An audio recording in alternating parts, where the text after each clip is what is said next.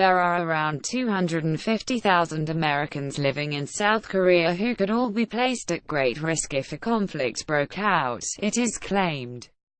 Russian Security Council Secretary Nikolai Patrushev made the warning as he slammed Mr. Trump's Cold War mentality. He said the United States is not accustomed to regarding the lives of other countries' citizens to achieve its goals. However, Washington certainly cannot fail to take into account the fact that 250,000 Americans live in South Korea. GETTYU's North Korea war would kill tens of thousands in the event of larger-scale military operations on the Korean peninsula. Tens of thousands of U.S. citizens will die. Such losses are called unacceptable in the language of the military in all countries.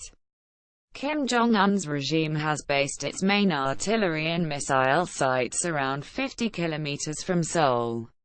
It is thought that, should an attack on Pyongyang take place, the South would be under severe threat from the tyrant's arsenal of deadly weapons.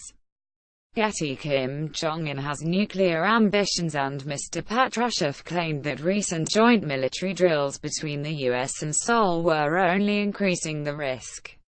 He warned North Korea responds with new ballistic missile launchers and does not hesitate to make tough statements. This vicious cycle must be broken by solely and exclusively political and diplomatic means. Yesterday, Russia's Foreign Minister, Sergei Lavrov, called for the US and North Korea to start negotiations.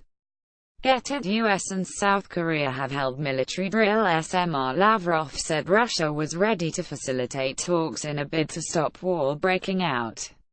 Moscow has long called for Washington and Pyongyang to hold talks aimed at easing tensions caused by Kim's nuclear and missile program.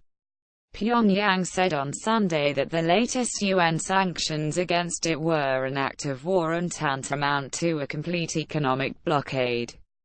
The UN Security Council unanimously imposed new, tougher sanctions against the Hermit Kingdom on Friday for its recent intercontinental ballistic missile test. But South Korea has predicted the new crackdown will lead to its neighbor opening negotiations with the US in the new year. South Korea's Unification Ministry said North Korea will seek negotiation with the United States, while continuing to pursue its effort to be recognized as a de facto nuclear-possessing country. China, the North's lone major ally, and Russia both supported the latest UN sanctions, which seek to limit the North's access to refined petroleum products and crude oil and its earnings from workers abroad. And on Monday, Chinese Foreign Ministry spokeswoman Hua Chunying called for all countries to ease tension.